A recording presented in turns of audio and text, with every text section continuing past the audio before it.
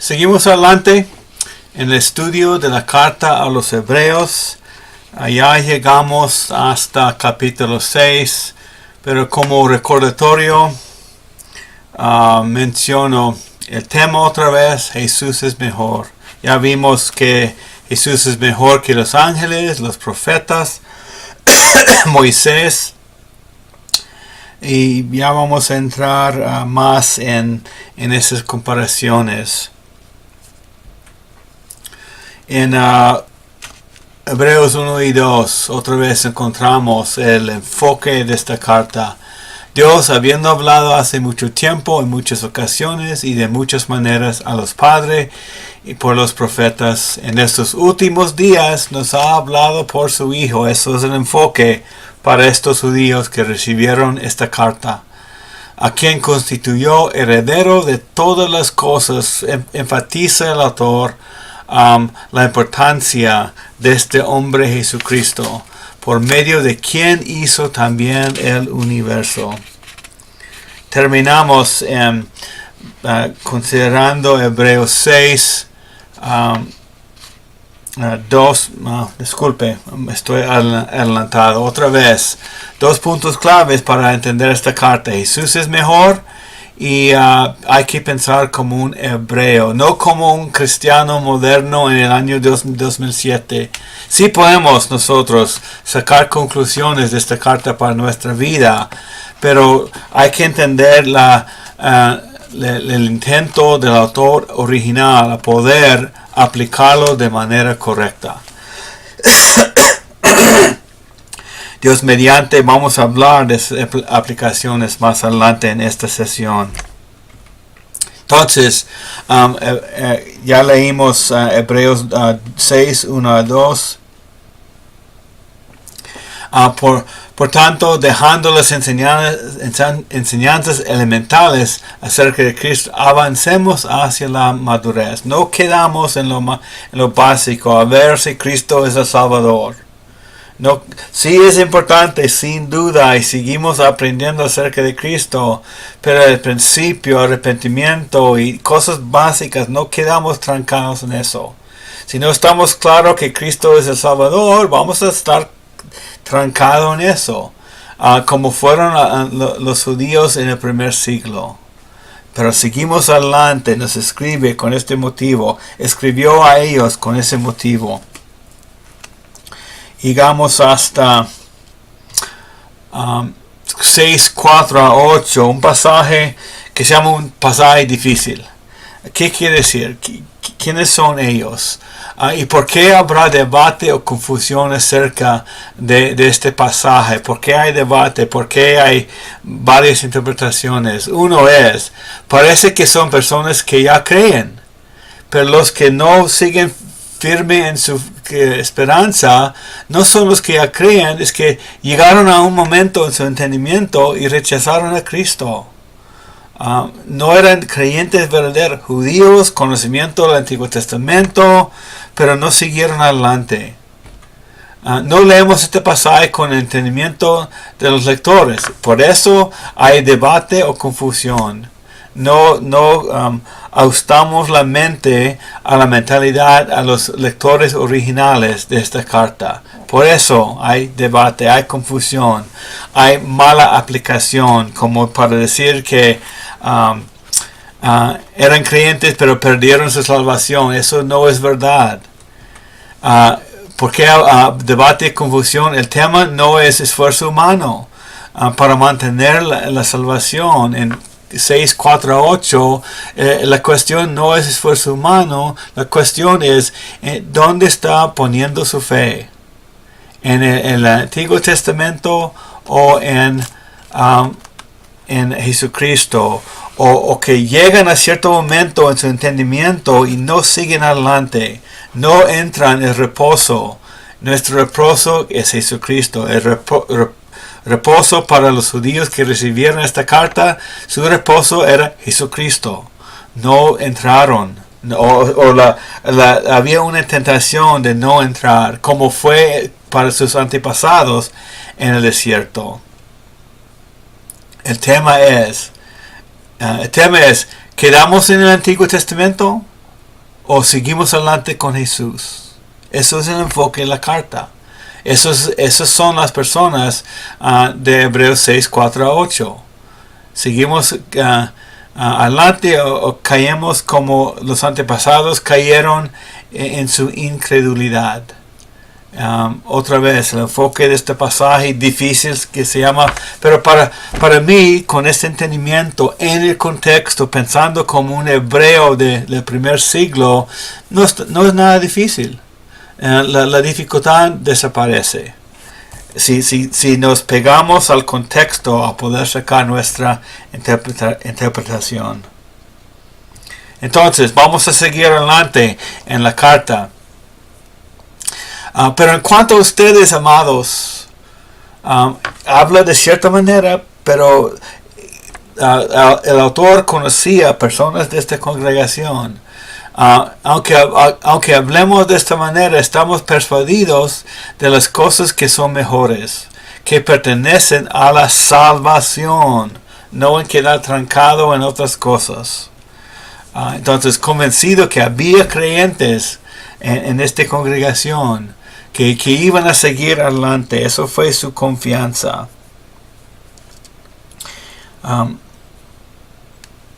Entonces, a ver dónde estamos. En 7. Entonces, aquí habla de la, a ver, perdón. No, quiero ir atrás un poquito. Quiero leer 6, 19 y 20. Tenemos como ancla del alma una esperanza segura y firme que penetra hasta detrás del velo, a donde Jesús entró por nosotros como precursor, hecho según el orden del Melquisedec, sumo sacerdote para siempre. Él entró a la presencia de Dios. Con Cristo entramos la misma presencia de Dios en los cielos. Ahí es nuestro futuro, sentado y seguro. Y aquí entra en una comparación entre Jesús y los sacerdotes.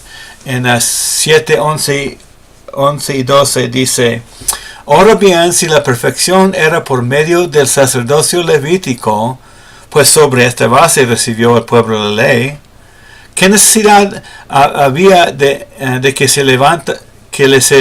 se levantara otro sacerdote según el orden del Melquisedec, y no designado según el orden de Aarón? ¿Cuál necesidad hay? ¿Por qué habrá necesidad de otro sacerdote? ¿Algo más importante podemos decir? Claro que sí. ¿Qué necesidad hay? Es que el servicio de los sacerdotes levíticos no funcionó para borrar el pecado, para el perdón eterno. No funcionó. Porque cuando se cambia el sacerdocio, necesariamente ocurre también un cambio de la ley. Entonces, dos comparaciones vamos a entrar aquí entre Cristo y el sacerdocio levítico y la ley del Antiguo Testamento y Jesucristo. Un cambio, de eso estamos hablando, cambio de la ley. Pues Cristo se da testimonio: tú eres sacerdote para siempre según el orden del Melquisedec. Disculpe que me confundí en la sesión antes. Ya tengo todas esas notas acerca de Melquisedec. Y ya mencioné algunas, pero voy a volver a mencionarlos. Dice: porque ciertamente queda anulado el mandamiento anterior por ser débil e inútil. El mandamiento anterior, ¿cuál es esa? La ley por Moisés. La orden del sacerdocio levítico, y el pacto antiguo queda anulado. Pues la ley nada hizo perfecto, y se introduce una mejor esperanza mediante la cual nos acercamos a Dios. ¿Pueden imaginar el gozo que siente un creyente judío en el primer siglo sobre el cumplimiento de todo lo que creyeron en su vida, todo lo que sus padres enseñaron. Encontramos el cumplimiento de todos esos detalles en una sola persona, y eso siendo Jesucristo. Mejor esperanza. Con esa esperanza, la mejor, podemos acercarnos a Dios, porque lo anterior fue débil y inútil. Entonces tenemos mejor sacerdote en Jesucristo, según la orden de Melquisedec.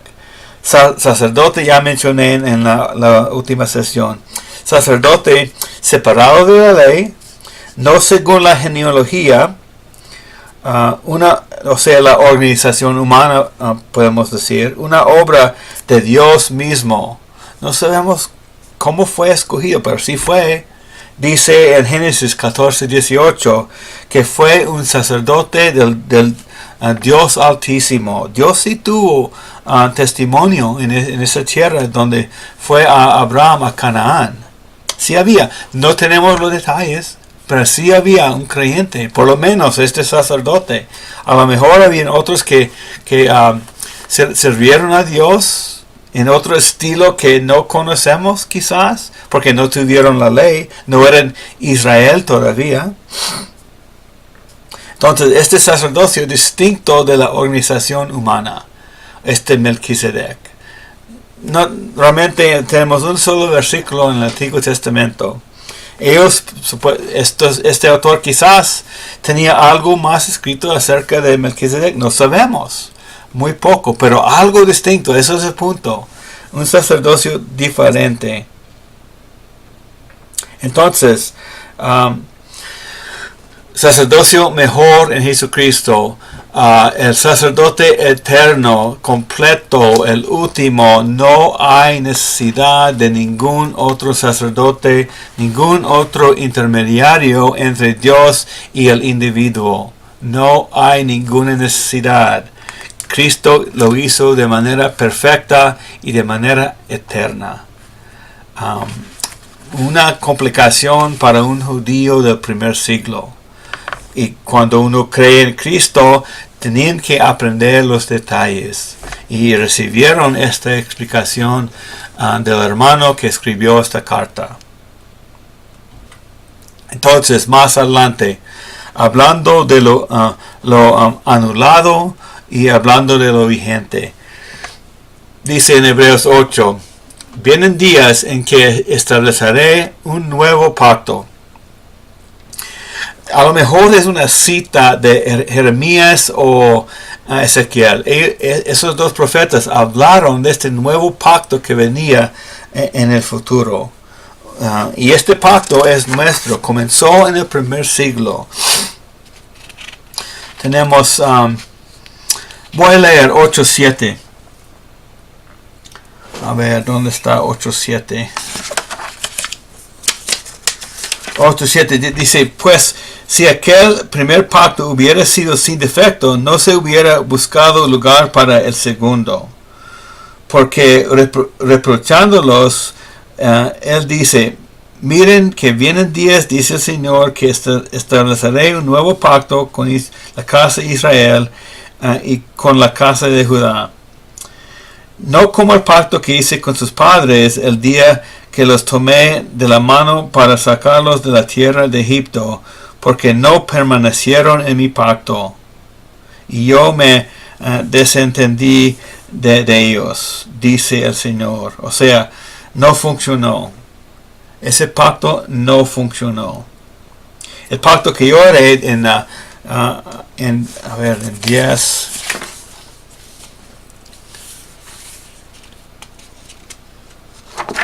A ver, disculpe. En 8 días. Porque este pacto que yo haré con la casa de Israel después de aquellos días, dice el Señor, pondré mis leyes en la mente de ellos y las escribiré sobre sus corazones. Yo seré su Dios y ellos serán mi pueblo. Y sigue adelante hablando de este nuevo pacto. leyes del Señor en la mente y en el corazón. Entonces, como tenemos más explicación nosotros en 2017, ¿cuál es lo que tenemos nosotros dentro de nosotros, obrando según en la mente y corazón las leyes del Señor, el Espíritu Santo? Dentro, interiormente. En el Antiguo Testamento fue algo externo. Ahora en el Pacto Nuevo es algo dentro de nosotros. Y nosotros estamos participando en ese nuevo pacto. Israel como nación no está participando todavía en su plenitud. Algunos sí, pero como nación no. Expresa un Dios muy personal. Vamos a conocerlo. Cuando conocemos a Cristo y crecemos algo en su palabra, podemos vivir con la confianza que conozco al Señor y no tengo dudas. Y todos que reciben a Cristo por fe van a conocerlo. Y después de madurar, la salvación desde el primer segundo, cuando uno pone la fe en Cristo, la salvación es segura. Pero cada individuo no lo sabe todavía, no sabe tan seguro es. Nos toca crecer. Salvación segura y conocimiento de la salvación segura es lo que necesitamos. Y cuando crecemos un poquito, podemos decir, yo lo conozco y veo que usted también. Nunca recuerdan mi pecado. Eso es el pacto. ¿Qué es lo que tenemos nosotros? Perdón eterno. Dios nos trata como nunca tuviéramos pecado. Sí recuerda, en su mente sabe todo, pasado, presente y futuro, pero nos trata como no está recordando el pecado ahora mismo. Y esa relación está establecida, nuestra amistad con Dios por toda la eternidad. Y este nuevo pacto hace anticuado el primer pacto. Por eso digo que no obedezco los 10 mandamientos, porque eso es parte del pacto antiguo. Y la gente reacciona de manera un poquito fea cuando digo cosas de ese tipo. Pero hay que tener cuidado, la verdad es que sí. El enfoque de mi obediencia no es el pacto antiguo, ni los 10 mandamientos. El enfoque de mi obediencia es la persona de mi Salvador Jesús. Es una cuestión de enfoque. Por eso nunca paso tiempo tratando de discernir cuál parte de la ley obedezco y cuál parte no. No, olvídelo. Me enfoco en Cristo. Él está obrando dentro de mí a través de muchas cosas. La palabra escrita, la madurez de otros hermanos, predicaciones, sermones, influencia de otros que quieren ayudarme. Pero es el mismo espíritu dentro de mí que causa la madurez. Entonces no me enfoco en la ley. Sí puedo aprender acerca de la santidad de la ley, pero eso no es el enfoque de mi obediencia. Es Cristo. Sigo por fe. Salvo por fe, sigo viviendo por fe en la gracia de Dios. Dice aquí, encontramos la razón de la necesidad de los 2 pactos. Romanos 10, 12 a 4. Porque yo testifico a su favor de que tienen celos de Dios, pero celos no es suficiente. Pero no conforme a un pleno conocimiento. Eso es lo que falta.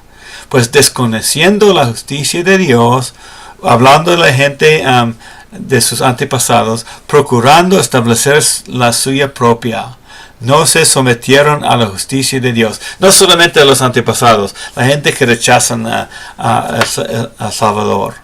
Porque Cristo es el fin de la ley para justicia a todo aquel que cree. El fin de la ley para la justicia en mi salvación. Fin de la ley para la justicia en la cual necesito andar todos los días de mi vida. Otra vez, una cuestión de enfoque, fe en Jesucristo, en su persona, su carácter, su ejemplo, su mensaje. Entonces, Jesús es mejor que los 10 mandamientos y los reglamentos. No podemos hacer distinción. La ley es un solo paquete, una sola cosa, con muchos detalles. obedecemos una parte de la ley, somos culpables de toda la ley, dice, creo que es Santiago. Pero Jesús es mejor que los 10 mandamientos y los reglamentos, todo va juntos. También es mejor que el sacerdocio humano. No necesito otro sacerdote fuera del individuo que se llama Jesucristo. Jesús es mejor. Eso fue un punto que los judíos hoy en día necesitan entender. Pero como nación rechazaron a su Mesías, a su Salvador. Seguimos adelante. Capítulo 9. 9, 11 a 14. Pero cuando Cristo apareció como sumo sacerdote de los bienes futuros, a través de un mayor y más perfecto tabernáculo, no hecho con manos, es decir, no de esta creación, entró al lugar santísimo una vez para siempre, no por medio de la sangre de machos cabríos ni becerros, sino por medio de su propia sangre, obteniendo redención eterna. Cristo, cuando vino, hizo perfecto la obra de un sacerdote, llevando la sangre que tenía más eficaz. Entonces, en este pasaje encontramos varias comparaciones. Cristo y el sacerdocio, Cristo y el tabernáculo, Cristo y el lugar santísimo, Cristo, la sangre de Cristo o la sangre de animales. ¿Cuál vamos a escoger? Esa fue la pregunta para los judíos. Y fue una pregunta difícil en ese siglo de transición entre lo que parecía dos religiones. No era, pero parecía para los seres humanos, o especialmente los judíos que no recibieron a su Mesías. Muchas comparaciones, aclarando la necesidad de seguir adelante desde el Antiguo Testamento, esa fe, seguir adelante hasta la fe en la obra de Jesús. Eso es el mayor enfoque de esta carta. La ley solo tiene la sombra, no es la realidad. La ley no nos hace perfectos por falta de nuestra desobediencia. Por falta de nuestra obediencia. No nos deja con la ley nos deja con un recordatorio de pecados año tras año. Así fue para los judíos. Eso fue muy personal para ellos. Ellos participaron en sacrificios de animales, pero tenían que hacerlo año tras año. Gloria a Dios que tenemos a Jesucristo y nosotros no participamos en eso. Jesús quita lo primero, o sea, el pacto antiguo, para establecer lo segundo. El primer sistema para establecer otro sistema. Pero ese sistema se acabó en los hechos de una sola persona. Ya está establecido, no hay que agregar más, no hay que tratar de hacerlo mejor, ya está listo. Eso es la obra de nuestro Salvador. Entonces, si tenemos la oportunidad de hablar a un judío que quizás está buscando algo de Dios, podemos ayudarle. Hay muy pocos judíos celosos en nuestra sociedad, muy pocos que de verdad entienden la escritura del Antiguo Testamento. Pero de todas maneras, podemos hablar de sus tradiciones y lo que Jesús estableció. Capítulo 10. Pero Cristo, habiéndole ofrecido un solo sacrificio por los pecados para siempre, se sentó a la diestra de Dios. Ahí estamos nosotros también. Nuestro futuro está decidido. Ahí vamos a estar con Cristo al lado, a la diestra de Dios, porque hemos recibido el beneficio de la sacrificio de Cristo por mi pecado, por el pecado de todo el mundo, pero los que creen reciben ese beneficio, esperando de ahí en adelante hasta que sus enemigos sean puestos por estrado de sus pies. Ay, espero ese día. Ese día no ha llegado todavía. Todavía los enemigos de Jesús andan libres, haciendo cosas feas. Todavía pero va a haber un día cuando los enemigos todos se doblan la rodilla. Van a tener que doblarla. Ese día viene por adelante. Todo lo que experimentamos ahora no es todo lo que hay. Viene algo, la justicia viene sobre la tierra. Porque por una ofrenda Él ha hecho perfectos para siempre a los que son santificados, los que son puestos aparte. ¿Cómo son puestos aparte? Fe en Jesús. Santificados es una obra de Dios que hace nosotros. Nos pone al lado, diferente, distinto. Mientras estamos en la tierra, salvos, con un destino ya garantizado. Fue hecho con esa ofrenda, no como las ofrendas en el templo en el Antiguo Testamento, no son como esos, perfecto y completo. Eso sería fuerte para un judío, es una bendición fuerte para nosotros, pero un judío sería algo distinto. Claro que aplicación a nosotros, Él también es nuestro Salvador, hizo esa misma ofrenda para nosotros también. Entonces, hermanos, en 19, 5, puesto que tenemos confianza por la sangre de Jesús,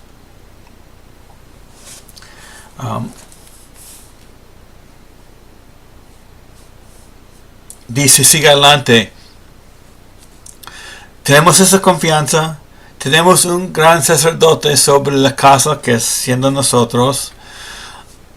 Puesto que todo eso es verdad, acerquémonos con confianza sincero, certidumbre de fe, con el corazón purificado de mala conciencia. No hay razón por la mala conciencia ahora. La relación con Dios está ya arreglado en este Salvador Jesucristo. Eso es lo que necesitaba un judío para salir de la duda, salir de confianza en los sacrificios de animales. Certidumbre de fe, corazón purificado. Lo que necesitamos también nosotros, certidumbre de fe. Y este autor estaba escribiendo a estos judíos para darles esa certidumbre, conocimiento, serlo con conocimiento, a poder, para que tengan corazón purificado de mala conciencia, no pensando que, ay Dios, ¿me vas a condenar todavía? Mire lo que he hecho. No, nada de eso. La eternidad arreglada. Mantengamos firme la profesión de nuestra fe. Lo que necesitamos, reconocer y andar en esa firmeza. Ellos estaban como vacilando en la mente, no estaban seguros, unos que no creían, otros inmaduros en la fe. El autor les escribe para animarlos y dice una herramienta para poder hacerlo: no dejemos de congregarnos, porque pasamos tiempo con los hermanos aprendiendo uno de otro. Uno tiene entendimiento de cierta parte de la escritura y otro de otra parte, y nos congregamos a compartir lo que conocemos, a poder aprender uno del otro de las escrituras, de lo que fue escrito. Esa última línea no es como una ley de obligación, es un beneficio muy personal. Cuando me congrego, lo hago porque quiero pasar tiempo con mis hermanos. Si fuera alguna regla o una ley, yo no iría a la iglesia. Voy a la iglesia a congregarme porque quiero reconozco el valor y yo puedo comunicar ese valor a los demás también. Ellos comunican lo mismo a mí. Pero que no dejemos este versículo en capítulo 10 como una regla, como una ley para nosotros. Hay que asistir a la iglesia. No es el propósito. Debe ser una bendición, debemos reconocerlo y debemos ser una bendición para los demás que están en nuestra iglesia local. Otro pasaje difícil, si todavía son difíciles, para mí no son difíciles porque creo que reconozco el contexto. A los judíos, voy a leer 26 y 27. Porque si continuamos pecando deliberadamente después de haber recibido el conocimiento de la verdad, ya no queda sacrificio alguno por los pecados, sino cierta horrenda expectación de juicio y la furia de un fuego que ha de consumir a los adversarios. ¿Qué es lo que estamos hablando aquí? Un cristiano que peca y después termina en un fuego. O estamos hablando de no seguir pecando bajo el Antiguo Testamento y recibimos el sacrificio eterno. Si no hacemos eso, no queda sacrificio. No hay otro. No existe. Los judíos recibieron conocimiento de la verdad, el Evangelio de Cristo, desde el primer siglo. Cada uno llegó al punto de decir, a ver, ¿qué es lo que voy a hacer? ¿Qué es lo que voy a hacer? ¿Sigo con Moisés o sigo con Jesús? Eso fue la cuestión para ellos. Para nosotros gentiles no es eso, es otra cosa. ¿Sigo en mi propia opinión? ¿Sigo en otra religión? ¿O sigo adelante siguiendo a Jesús? Eso podría ser una aplicación. ¿Sigo en una religión inútil, ya que tengo conocimiento de Jesús? ¿O sigo adelante con Él? ¿O quedo en la vida de este mundo? ¿O sigo adelante con Jesucristo? Desde el momento de escuchar el Evangelio, ahí se presenta una opción. Jesucristo o lo que he experimentado en el pasado. Deliberadamente dijeron que no. Recibieron información sobre esa persona y su obra, Jesucristo. Dijeron que no. Deliberadamente siguen en su pecado. Como Jesús es el último y perfecto sacrificio, no hay otro que salve de pecado. No existe otro sacrificio. El sacrificio bajo el cual siempre vivieron los judíos en el Antiguo Testamento no funciona, no sigue, Dios no lo respeta ahora, ya terminó, anulado todo ese sistema, anulado, no hay otro sacrificio fuera de Jesucristo. Llegamos a un capítulo famoso, el capítulo de la fe, en 11:3.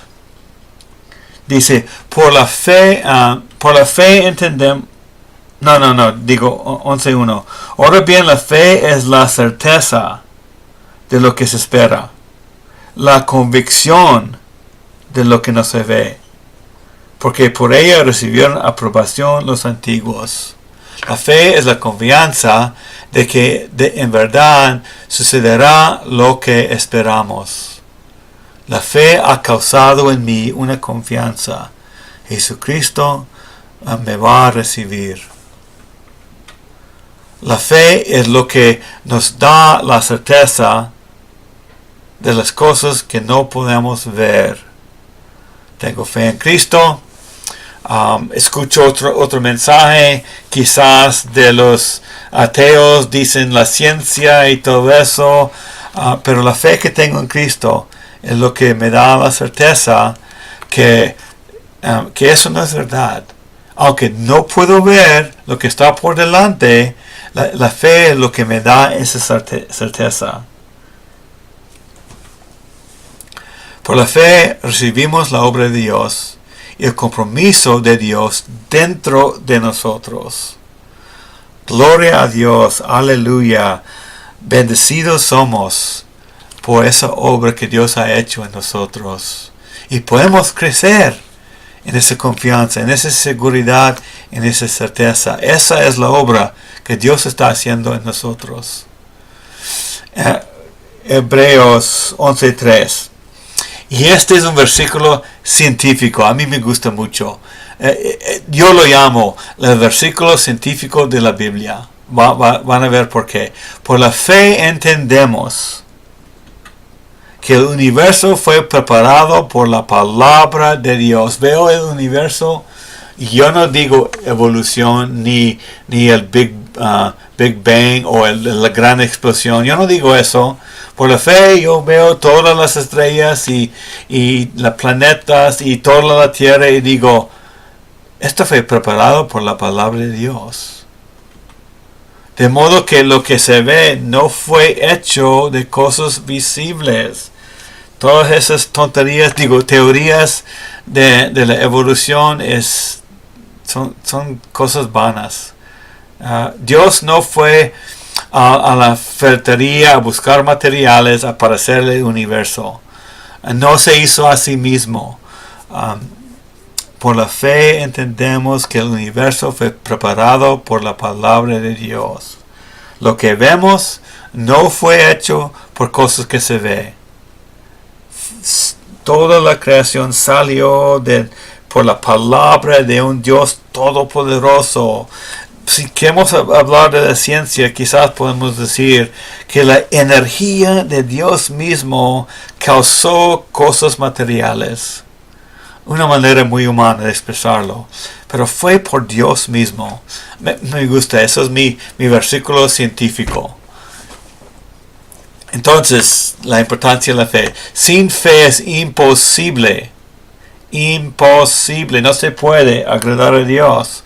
Se puede asistir a la iglesia por toda la vida, se puede bautizarse, se puede tratar de obedecer toda la ley lo mejor que uno puede, vivir con sinceridad, pero si no cree a Dios, algo muy personal, imposible agradarle a Dios, no se puede. Porque es necesario que el que se acerca a Dios cree que Él existe y que recompensa a los que lo buscan. Eso es el caso de Abraham. Creyó en la existencia de Dios y cuando Dios le dio una promesa, creía en la recompensa, que Dios iba a cumplir su promesa. Buscaba a Dios y creía. Sin eso, no se puede agradar a Dios, no se puede entrar en su presencia. Entonces,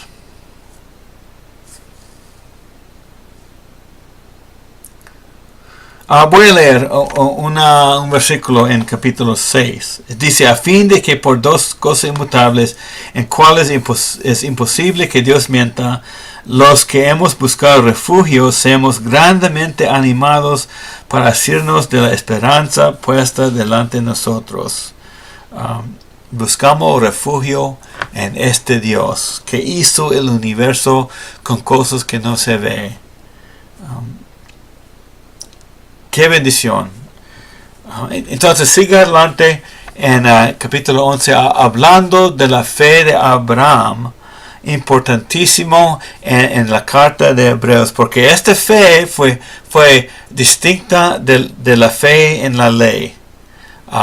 Antes de la ley, por una promesa de Dios, puso su fe en lo que Dios dijo, obedeció. En Hebreos 11 dice, salió de su casa pensando en la herencia que Dios le había prometido. Dios 11, 8 y 10, 8 a 11. A ver si lo voy a leer. Voy a mencionar unos detalles. Salió de su casa pensando en esa herencia. Salió de su casa y no sabía a dónde iba. Eso sí es fe. Imagínense, llevar a su familia empacar todas las cosas de la casa, salir de la casa, salir del pueblo que usted conoce, salir del ambiente de todos sus amigos e ir a otro lugar y no sabe para dónde van. Solamente porque Dios llamó. Venga para acá, Abraham, dijo Dios. Yo te voy a llevar a una tierra maravillosa. Pero Abraham no sabía dónde. Solamente salió porque creía. Habitó como extranjero, como inmigrante en una tierra que no era suya todavía. Y realmente como nación nunca fue una posesión de Abraham. Dios le había dado paz en la tierra, pero como nación, eso fue cumplido en el futuro. Pero Abraham estaba esperando eso mismo, algo en el futuro. Pero el gran cumplimiento de esa promesa es en la presencia de Dios. Y vivió como extranjero. Hermano, ¿vive como extranjero? Cuando alguien te pregunta, ¿cuál es tu ciudadanía? ¿Cuál es lo primero que viene a la mente? Debe ser, soy ciudadano del cielo, de la ciudad de Dios. Tenía su visión puesto en el futuro, en lo eterno. Digo que es una gran falla tener orgullo en ser americano o ser mexicano o canadiense o cualquier nación. Es un gran falla tener orgullo en eso. Es que sí, yo nací en los Estados Unidos y estoy agradecido a Dios por eso, pero no tengo orgullo, o no quiero tener orgullo en la ciudadanía de esta tierra. Quiero mantener mis ojos, mi visión en lo eterno y vivir de acuerdo con esa ciudadanía. Con esa nación, miembro de algo, una ciudad en el futuro, en el cielo. Digo, va a ser en el Nuevo Jerusalén, donde va a estar la presencia de Dios mismo. Al propósito de los ejemplos en Hebreos, tenemos muchísimos ejemplos en Hebreos de gente de fe. No les está pidiendo hacer nada que los padres en la fe no hicieron. Aquí encontramos muchos ejemplos de los santos del Antiguo Testamento. En 39 y 40 dice, y todos estos, habiendo obtenido aprobación por su fe, no recibieron la promesa, porque Dios había provisto algo mejor para nosotros, a fin de que ellos no fueran hechos perfectos sin nosotros. El Señor pidió de ellos que sigan adelante, mirando adelante, y está pidiendo lo mismo en esta carta. Que vayan adelante con Cristo, sigan adelante, Él es su Salvador. Y estos, no habiendo, ya leí este versículo, no habiendo obtenido aprobación por su fe, pero miraron más allá. ¿Por qué? Porque Dios tenía algo para nosotros, hermanos. En este versículo podemos decir que es para los judíos, pero por lo que vemos en la historia de Hechos, vemos que Dios obró entre los gentiles, de los cuales soy yo y creo que tú también. Sigue en el capítulo 2, tenemos tantos ejemplos que seguir. 12:1 dice, por tanto, puesto que tenemos en derredor nuestra tan grande nube de testigos, despojémonos también de todo peso y del pecado que tan fácilmente nos envuelve, y corramos con paciencia la carrera que tenemos por delante. Estos hermanos que recibieron la carta tuvieron muchísimos desafíos, tentaciones, regresar a las actividades del templo y ataques de los judíos. Y los está llamando, sigan adelante, con paciencia. Hay una carrera por delante, pero está en Cristo. Que pongamos los ojos en Cristo, sentado a la diestra de su Padre. Lo mismo para nosotros. Pero fue un desafío algo distinto para estos judíos. Su ambiente fue diferente. Nuestro es otro. Y recibimos el mismo consejo. Consideremos su testimonio y lo que él sufrió, hablando de Jesús. Jesús sufrió en este mundo, nosotros también. Y para estos judíos, ellos tuvieron el ejemplo de Jesús, que Jesús también sufrió a manos de los otros judíos. Y estos que recibieron la carta estaban en lo mismo. Y hay que recordar, la lucha no es de los seres humanos, la lucha es contra el pecado. Hay que resistir. Seguimos adelante con paciencia, o quedamos trancados en lo más básico, o quedamos trancados como ser humano en la carne en las cosas del pasado, sean lo que sean. Si es el Antiguo Testamento, si es filosofías de este mundo, o si es otra religión que realmente no enseña el evangelio puro. Hay mucha mezcla, quién sabe qué. Resistimos la tentación de regresar a eso y seguimos adelante. Al presente, ninguna disciplina en medio de esas tentaciones parece ser causa de gozo, sino de tristeza. Eso sí entiendo. Creo que tú también. Hemos sentido eso. Sin embargo, a los que han sido ejercitados por medio de ella, por medio de la disciplina, dificultades, pruebas, después les da fruto apacible de justicia. Dios tiene un propósito en las dificultades. Tuvo para los judíos en ese tiempo de transición, tiene para nosotros también. Con un propósito. Fruto apacible de justicia. Causa madurez. Causa paciencia. Causa el esfuerzo para seguir adelante. Causa la capacidad de poder ayudar a los demás. La fe trae oportunidades y responsabilidades. Hay muchísimos que encontramos aquí en capítulo 13. Oportunidades y responsabilidad. Y el pasaje termina con lo que está en rojo. Contentos con lo que tenemos. Quizás puede haber tentaciones regresar a cosas del pasado que viene con recompensa terrenal. Es posible. Entre los judíos así fue. Beneficios entre esa sociedad de los judíos del templo. Pero seguimos adelante nosotros, si tenemos mucho, si tenemos poco. Dice, contentos con lo que tenemos, porque reconocemos que Dios siempre está con nosotros. Contento con lo que tengo, porque tengo la riqueza más grande de todo el universo. Dios está conmigo y nunca me va a abandonar. Entonces, regresamos al principio. En esos últimos días nos ha hablado por su Hijo, a quien constituyó heredero de todas las cosas, por medio de quien hizo también el universo. Este Jesús que seguimos no es como cualquier hombre. No es solamente un hombre bueno. No es solamente un hombre que dio buen testimonio. Eso sí es verdad, eso lo hizo. Pero por este hombre que vivió hace 2000 años, el universo fue hecho.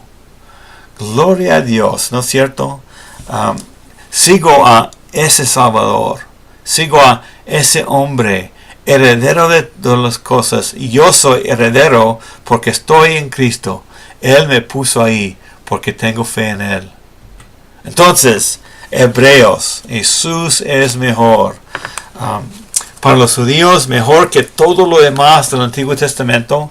También igual para nosotros. Pero Jesús es mejor para nosotros porque no hay nada de nuestro pasado que compara con la persona de Jesucristo.